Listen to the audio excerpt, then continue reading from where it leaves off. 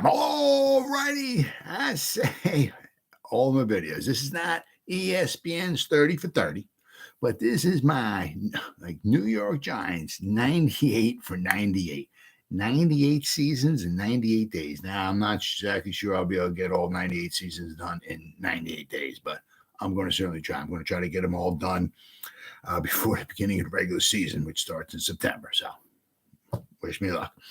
But this video, okay, is 1931 season for the New York Giants. It happens to be the 7th season in the history of the New York Football Giants, okay? And also it's the 12th season in the history of the NFL. New York Giants started in 1925. The NFL started in 1920. So, if it's a 7, just whatever. The NFL is 5 years older than the New York Giants are, okay? What do you got? The Cardinals, the Bears, and the Packers are the only 3 teams that are actually older than the Giants. And the Cardinals are the oldest team in the NFL, period, bar none, right? But 1931 was a, they had a winning record, okay? After what happened the past 2 seasons for the Giants, this was definitely a down season for them. Their offense was like cut in half, basically. The 1929 and 1930, they scored over 300 points. And as of 1931, they're still the only team in the NFL history from 1920 to 31, okay? Just keep that in mind. They scored over 300 points in a season, and they did it back-to-back years. Unfortunately, in 1929, the Green Bay Packers won, okay? They won the championship because they were undefeated. They had 1 tie, but they won the championship. And then in 1930, the Packers won the championship, okay? They beat they had the best winning percentage. The Giants were 13-4. The Packers were 10-3-1. The Packers 10-3-1 winning percentage was .769.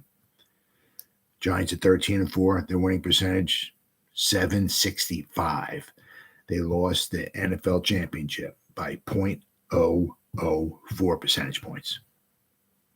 And there were so many games in there that extra points. Oh my goodness, extra points killed the Giants.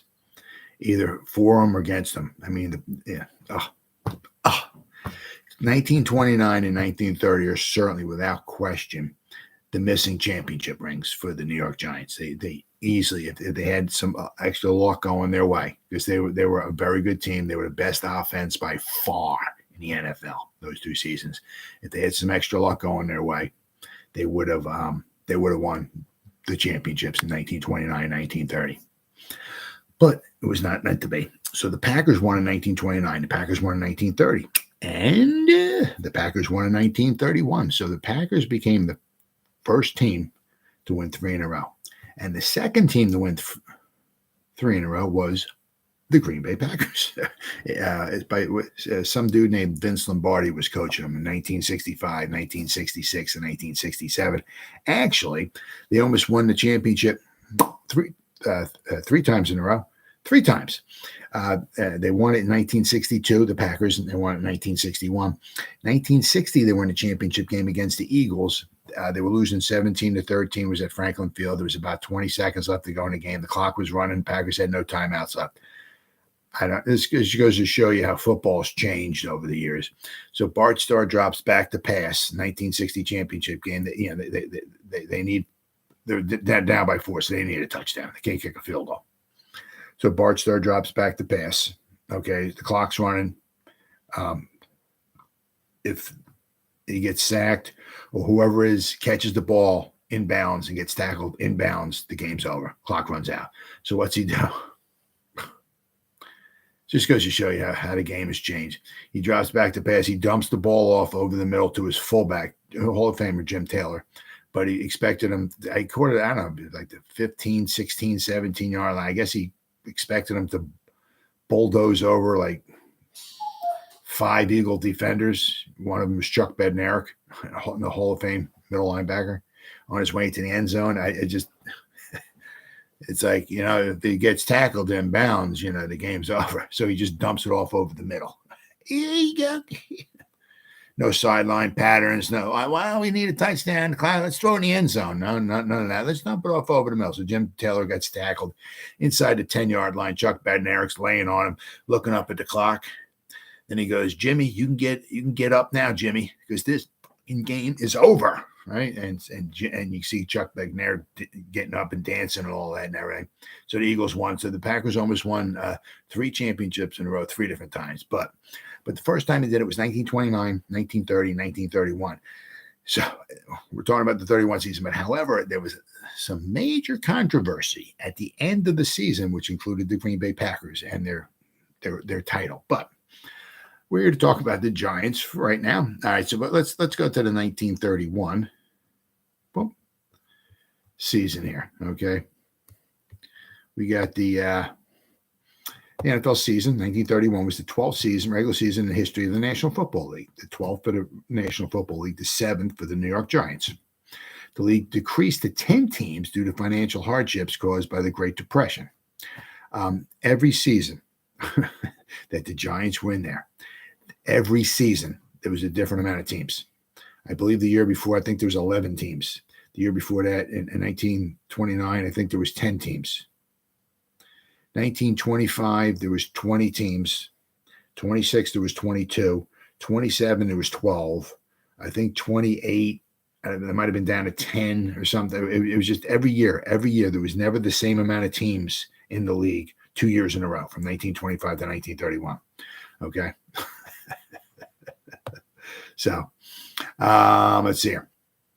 While the Cleveland Indians, I mean, it's simply amazing. Okay, like, you know, there's like the New York Yankees are in there, the New York Giants, which is a baseball team, the Chicago Cardinals, but also there's the Brooklyn Dodgers in there. Also, for I think 1 year there'll be the Cincinnati Reds in there. That's another obviously baseball team. A lot of teams are taking on the same name as the baseball team. See, the Cleveland Indians joined as an expansion team. Okay, it was their first season in the NFL, and the league lost the Minneapolis Red Jackets and the Newark Tornadoes, while the Frankfurt Yellow Jackets folded midway through the season. Okay, and the Providence Steamroller, this would be their last season. This would be their last active season. Okay. Meanwhile, the Green Bay Packers were named the NFL champions for the 3rd consecutive time after major controversy, which I'm going to go over in a bit, when they decided to cancel a season-ending game against Portsmouth, which was alleged to have been in order to preserve their first-place finish. So I'm going to go over that. Major rule changes were made in scheduling of the games to prevent any repeat of this incident. So I'm going to go over that in a little bit here. But unbelievable. But I guess want more respect. I guess you can't blame them if they want to preserving a championship. But anyway, the championship race, the 2 best teams in 1931, the Green Bay Packers and the Portsmouth Spartans, did not face each other during the season. They quite possibly could have the last game of the season, but I'll go over that again. The Spartans would later become the Detroit Lions, okay, and face the Packers regularly, but not in their 14 regular games in 1931. Green Bay and Portsmouth were both unbeaten 7-0 after 7 weeks of play. In Week 8, however, the Spartans played 2 games on the weekend of October 31st. After defeating Frankfurt 14-0, Portsmouth traveled to New York Polo Grounds to face the Giants. A crowd of 32,500 watched the Spartans lose 14-0. In Chicago, the Packers beat the Bears 6-2. The next week, Portsmouth lost again when the Packers were finally beaten in Week 10, losing 21-13 to the Cardinals and falling to 9-1-0. Portsmouth was 10-2-0. In Week 11, Portsmouth had a must-win game against the Cardinals and was trailing 13-7 at halftime. Dutch Clark scored a touchdown, but Glenn Presnell's conversion attempt failed, leaving the score at 13-13. After the Cardinals went up 20-13, even a tying score would have left the Spartans in second place, but Portsmouth lost 20-19. The same day, the Green Bay Packers won in New York 14-10 and also won on Thanksgiving 38-7 at Providence. On November 29th, Green Bay registered its 12th win, 7-0 in Brooklyn, to clinch the title, meaning a 7-6 loss for the Packers at the last game of the season was immaterial. But it wasn't, but it was. So this is why things are more official nowadays and everything. But the teams we had, they were the Brooklyn Dodgers, the Chicago Bears, the Chicago Cardinals, the Cleveland Indians, Frankfurt Yellow Jackets, which I said was the Cleveland Indians is their first year in existence. The Frankfurt Yellow Jackets, this would be their last season in existence. There was the Green Bay Packers, the Giants, the Portsmouth Spartans, who eventually became the Detroit Lions, the Providence Steamroller, this would be their final season, and the Staten Island Stapletons. Okay. As I said, the Giants, they finished 7-6-1. Okay. I mean, very disappointing for them, especially after the past two seasons. They were 13-1-1, I believe it was, in 1929. But they were 13-4, okay, in 1930. So, I mean, for them to go 7-6-1, but also in 1929 and 1930, they scored over 300 offensive points. This year in 14 games, they scored 154 points. They averaged 11 points a game. I mean, they averaged like half the amount of points a game that they were usually scored. Okay, and they gave up 100 points. Which is very middle of the road. But their offense really struggled, really, without question, struggled. Let's see here. See the Giants. They started off. They beat the Providence Steamroller 14-6.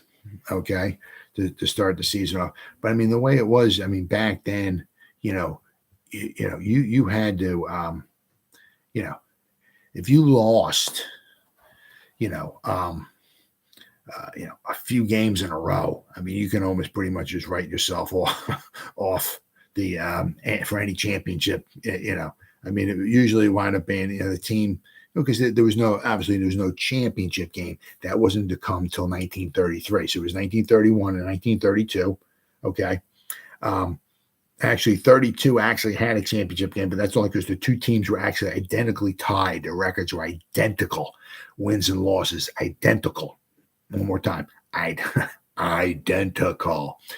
But so 1931, okay, there was no championship game, right? There was only one division. So basically the team on top who had the best winning percentage was declared, the winner. And usually the way it wound up working out was, the team on top had like maybe one loss, maybe two losses, So if you went and you lost like multiple games in a row, 3 games in a row, like the Giants did here in a second, especially early on in the season, you can almost write yourself off. And pretty much that's exactly what kind of happened here to the Giants. Okay, so on September 27th at Providence, okay, the first 4 games were all on the road. Now, also with the Giants, a lot of times what happened with the Giants, okay, when they were playing in the Polo Grounds, okay, back then was usually early on, the first bunch of games were usually on the road, because, the New York Giants, the baseball team, played at the Polo Grounds as well. So I guess they didn't want to, interfere with the baseball. Plus, I guess maybe also chewing up the field with their cleats and everything like that might have had something to do with it as well too. So a lot of times the Giants, the New York Football Giants, in the beginning of the season, okay, their schedule was usually on the road.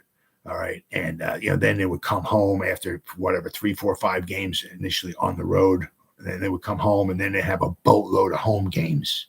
So a lot of times, like with the Giants, they can get over that initial, hurdle, of playing 3, 4, 5 games or so. I mean, what the heck was it here?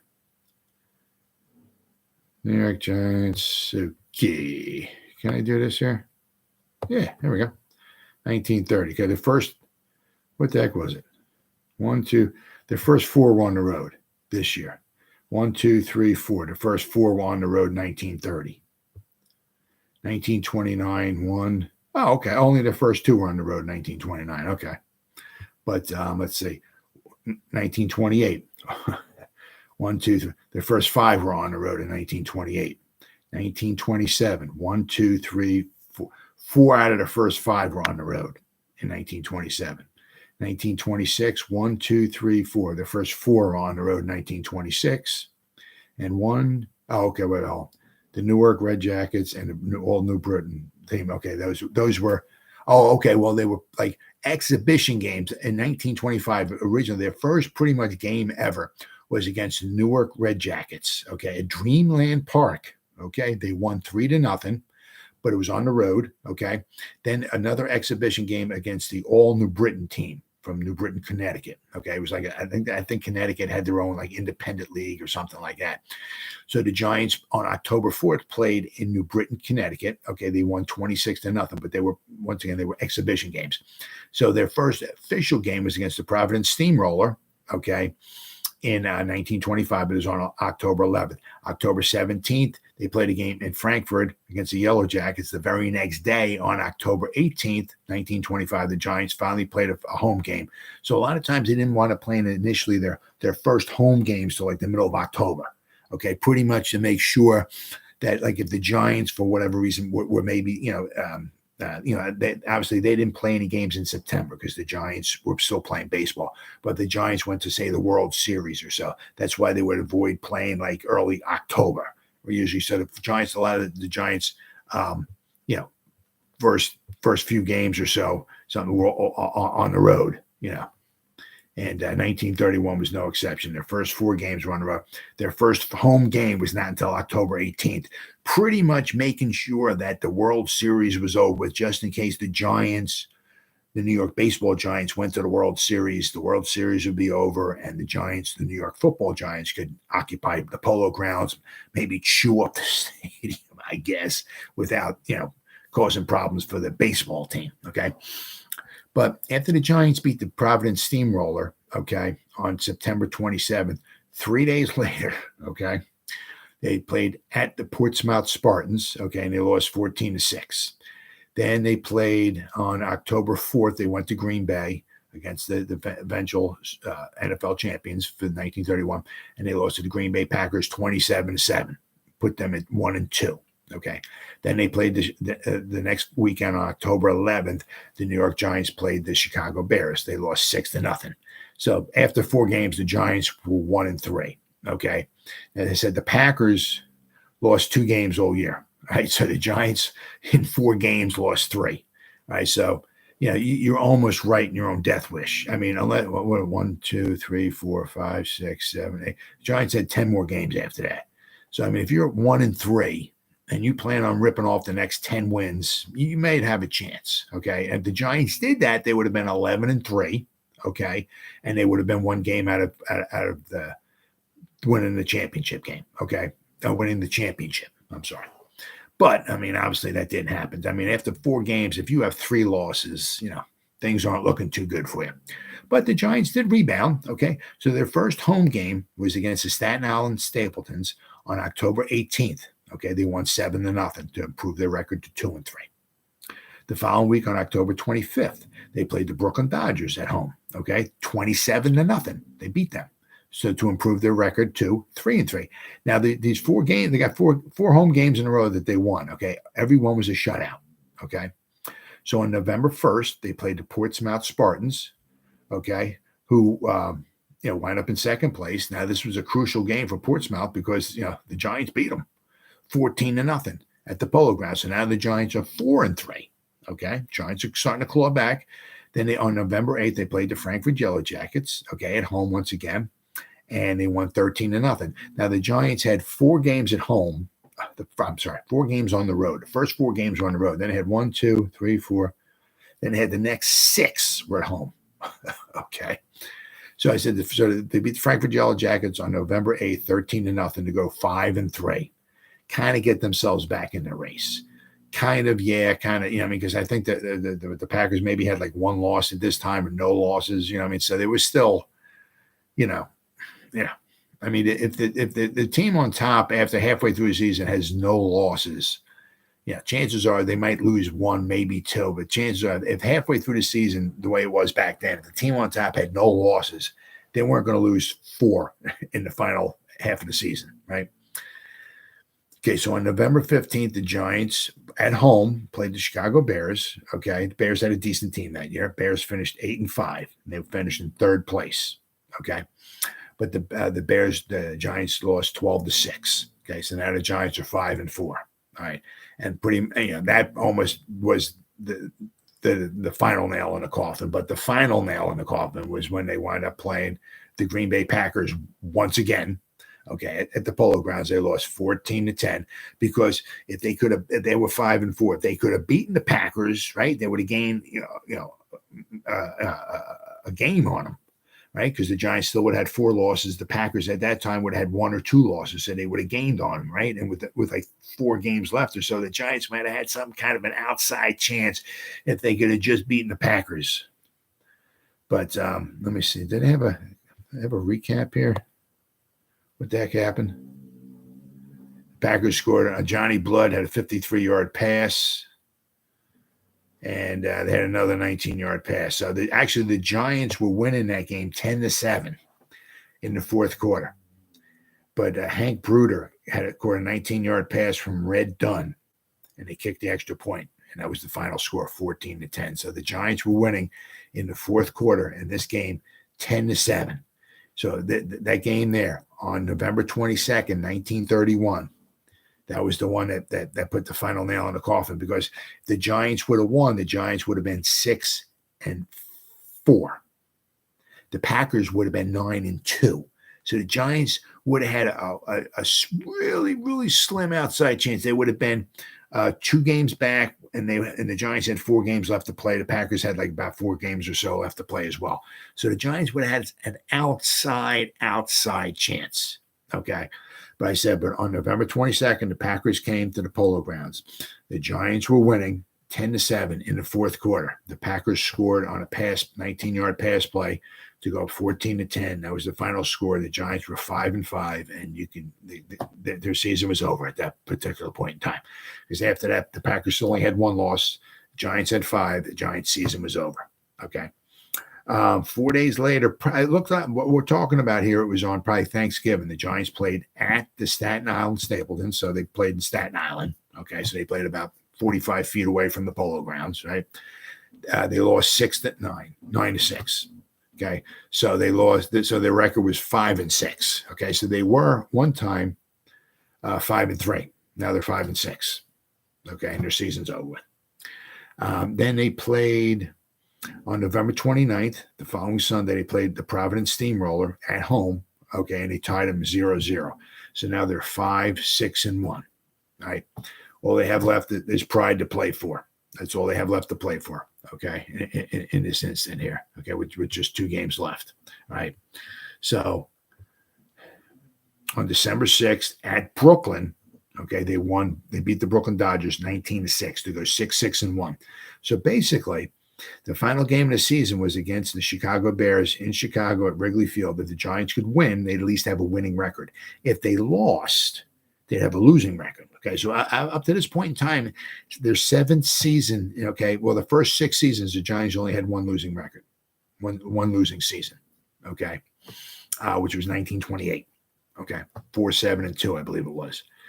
But 1931, okay, I said the final game, 1931, the Giants beat the Bears at Chicago Wrigley Field, 25-6. So the Giants finished the record at 7-6-1. But I mean, let me count. What was it? 6th place, I think it was. 1, 2, 3, 5th place. 7-6-1. The winning percentage was .538. So better times were ahead for the Giants. Better times were yet ahead. I mean, I said in my video yesterday, I mean, if you go from like 1927 to 1946, those 20 seasons there were really, really good seasons for the Giants. Really good. The Giants won 1 championship in 27, 29 and 30. They could have won championships. They went to the championship game in 33, 34, 35, 38, 39, 41, 44, and 46. Okay. 1943, they had a playoff game against the Redskins to see who would go to the championship game. They lost that one. The Redskins won 28-0. But so the Giants were in the thick of it most of the years. Okay, so from 1927 to 46, those 20 years, the New York Football Giants, some very good football, very, very good football. It's just there's not a lot of film on it, not a lot of documentaries, information on it, and all, and it's almost 100 years old, and not many people really care. But I mean, those 20 years, there was some very good years for the New York Football Giants. But I want to read this off here. Okay. So the Spartans, okay, finished their season at 11-3. Okay, the Green Bay Packers had a couple games left to go. Now, the Portsmouth Spartans and the Green Bay Packers in the beginning of the season kind of had, there was nothing officially written down that they were going to play the last game of the season between each other, okay? It was kind of informal, kind of a handshake kind of thing. Nothing was written down like maybe the way it is nowadays, right? So Portsmouth thought that the game, that they were playing it, but kind of Green Bay didn't want to play it because it wasn't official. They didn't really have to. And they didn't want to play in the final game of the season against Portsmouth because they knew if they lost, Portsmouth would have might have wanted to win in the championship. Okay, so it goes. Let's see. According to the Packers, they had 2 games left. Okay, one against the Dodgers and one against the Bears. But the Spartans had a different view of the matter, as they understood the schedule. If they could beat the Bears at Portsmouth the next week, and should the Packers lose either to the Dodgers or the Bears in the next 2 weeks, they would finish the season tied with the Packers. If they beat them in the final game of the season at Portsmouth. So Portsmouth Spartans thought that there was a game, the final game of the season at Portsmouth, Packers at Portsmouth. Okay. So if Portsmouth would have won that, they would have finished the season tied, and they might have played, if they had identical records, they might have played a championship game maybe to see who would wind up winning. But thus they could win the championship game in a playoff game with the Packers. The Spartans intensely prepared for the Bears, which was the Spartans' next game, on a muddy field, hampering Red Grange and Bronco Nagurski.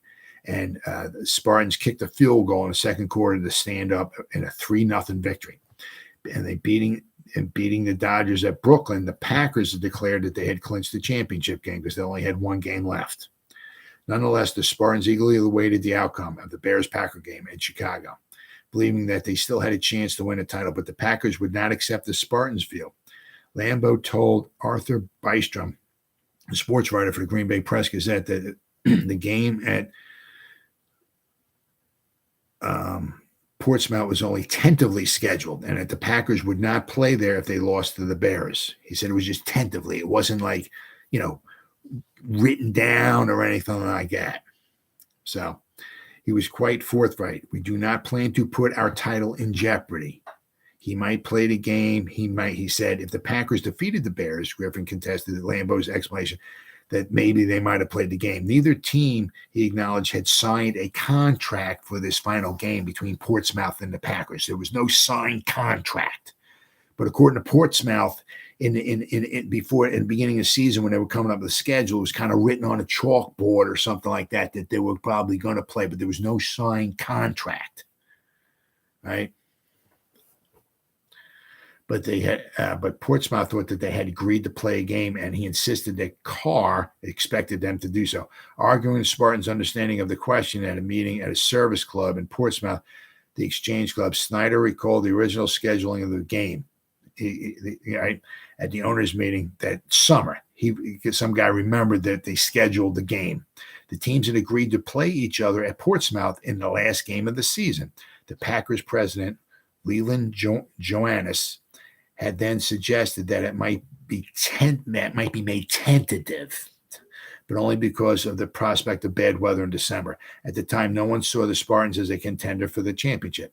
Now, said Snyder, the Packers were hedging. If they beat the Bears and thus clinch the title, probably they would come to Portsmouth. But if the Bears beat them, they may not want to face a possible loss there. According to Snyder, nearly all the owners were calling on the Packers to play the game if it had a bearing on the championship. So Johannes and Lambeau of the Packers, confirming much of what Snyder had said, sent a telegram to him, and the Times arguing that they had scheduled the game but tentatively, and that they would come to a decision on playing it after the Bears game, perhaps expecting to lose. The Packers men lamented the bad condition of the 11. Snyder then wired Carr and all of the owners, calling on them to unite and requiring the Packers to commit themselves to playing the game. Nothing came of the plea. Okay, it says here the owners had to rely on memory, not the minutes of the meeting this past summer. They had to try to remember if there was a game. Okay, for an answer. In the meeting, the representatives of each club discussed a tentative schedule posted on a blackboard. Then Lambeau offered a motion for adoption of the official schedule that received a unanimous vote of approval after this debacle happened, okay? When or whether the game between the Packers and Spartans appeared on the blackboard, the minutes did not say, okay? The question would have been mute had the Packers defeated the Bears, but they lost 7-6. So now the Packers had 2 losses. The Portsmouth Spartans had 3. So if they would face each other the following week and Portsmouth won, they both would have had 3 losses. Then they might have played a championship game to see who actually would wind up winning the championship. Okay.